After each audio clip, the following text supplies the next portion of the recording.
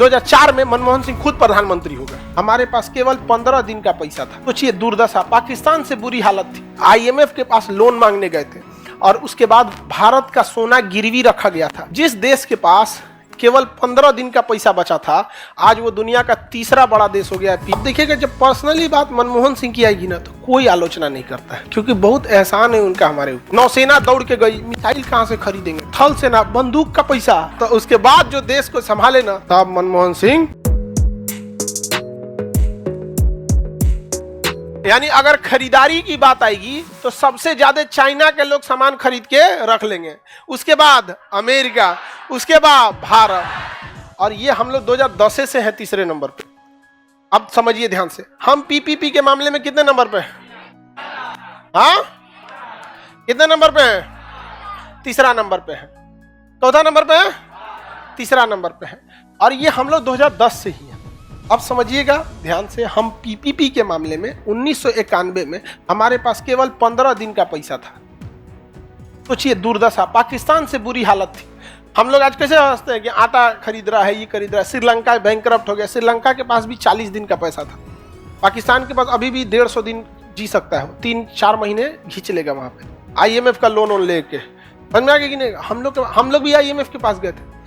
PV Narasimha Rao उस समय प्रधानमंत्री थे, और मनमोहन सिंह जो थे ना, RBI के गवर्नर थे। नरसिम्हा राव ने कहा कि आप गवर्नर से छोड़िए, वहां पे आइए, हम आपको वित्त मंत्री बनाते हैं। तो हमरा से वोट मांगने जाएंगे तो भारत के लोग पढ़ल लिखल आदमी को देख के क्या है, कहता कि पढ़ल लिखल आदमी कौन चीज करता, भारत के आदमी को कैसन नेता चाहिए, धाए तो भूया बैठ जाए। नहीं समझ में आया? तुरंत बैठ जाए यहाँ पे। समझ में आ रहा है? कोई धान रोपाई कर रहा है ना, तो बैठ के वही में बैठे। उसका मुख्य उद्देश्य धान रोपाई पे नहीं, कुर्ता गंदा करने पे होना चाहिए, लसरा जाए एकदम, धान रोप दे। हम भारत के आदमी को ऐसे ही आदमी चाहिए, बस एकदम काम खत्म। तो मनमोहन सिंह कहे कि हमरे बस का है ही सब। वो RBI के गवर्नर थे, डेटा पे बात करते थे, तो उन्होंने कहा कोई बात नहीं, आप आइए, हम आपको राज्यसभा से भेजेंगे। जो बात PV नरसिम्हा राव ने मनमोहन सिंह को कहा था, यही बात नरेंद्र मोदी ने S जयशंकर साहब को कहा था। वो RBI संभालते थे, मोदी जी के समय ये विदेश मंत्रालय संभालते थे। कहते सचिव का पद छोड़िए, आइए हम आपको विदेश मंत्री बनाते हैं। तो कहेगा हमरा हम कहाँ जाएंगे वोट मांगने? लोग जो होते हैं ना, ये 5 साल में जब वोट देने आता है तो अपना रहन दिखा देते हो, तो 5 साल तक छाती पीट के चिल्लाते क्या हो? तुम ही सेलेक्ट किए थे, अवतार नहीं लिया था कोई। तो वो लोग आना ही नहीं चाहते हैं। पढ़ा लिखा इंसान को भारत का आदमी मुखिया के चुनाव में हरा के रद्द कर देगा, उसको जमानत जब्त करा देगा, यहाँ पे कहीं का रह नहीं जाएगा वो। APJ अब्दुल कलाम अगर डायरेक्ट चुनाव में उतरते तो हरा देता सब। अरे ये कौन सी करते हो यहाँ पे, परमाणु बम के का जरूरत खेत में।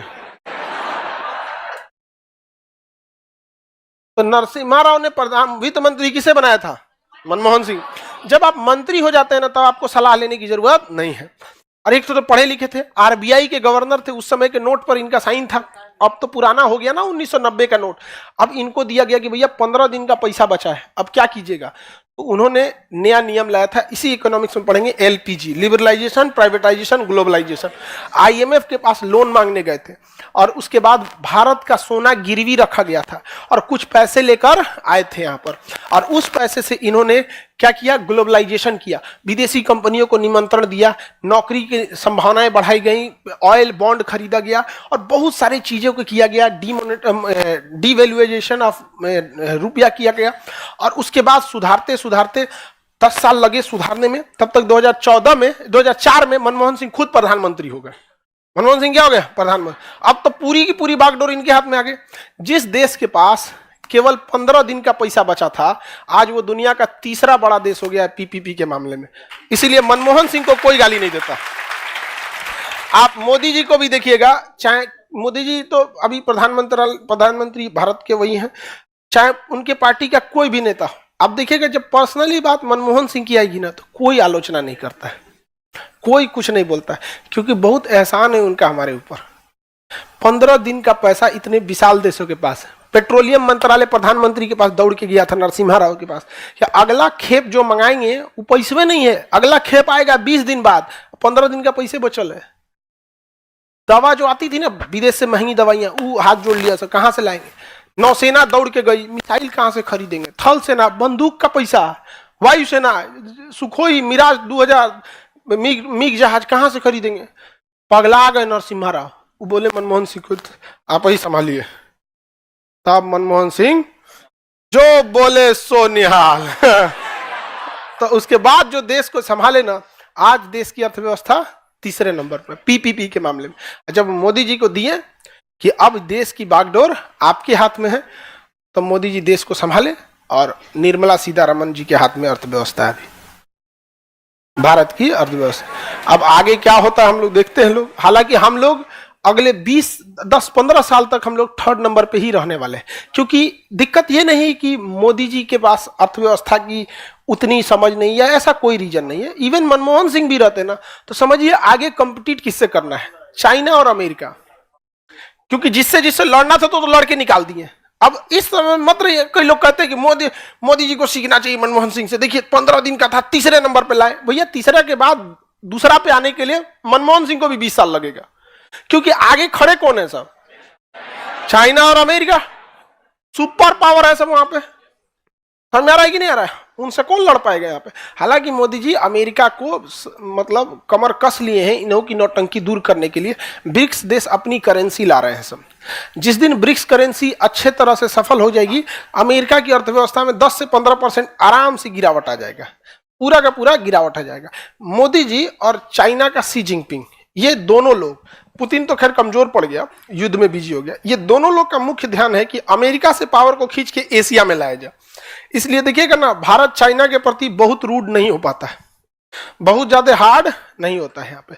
हालांकि दोनों में बड़ा अजीब सा बात है वो अक्साई चीन को लेके, अक्साई चीन को लेके।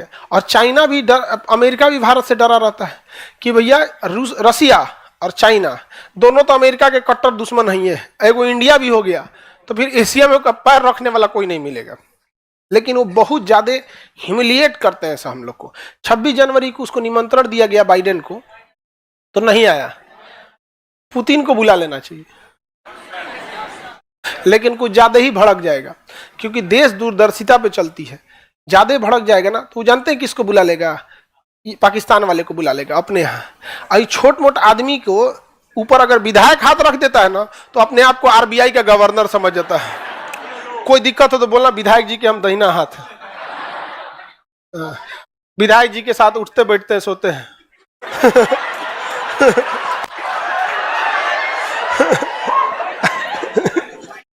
छोटा छोटा आदमी उड़ने लगता है, समझेगा। बड़े आदमी में गंभीरता होती है, बड़ा आदमी के पास क्या होता है? गंभीरता होती है। अगर इंटेलेक्चुअल आदमी है, बड़ा आदमी है, तो प्रधानमंत्री से भी मिल के आएगा ना, तो कहीं कोई चर्चा नहीं करेगा, आराम से कहेगा हाँ प्रधानमंत्री से मुलाकात हुई थी, अच्छी मुलाकात थी, किस मुद्दे पर चर्चा, वो भी आप पूछिएगा तब, गाएगा नहीं जाके।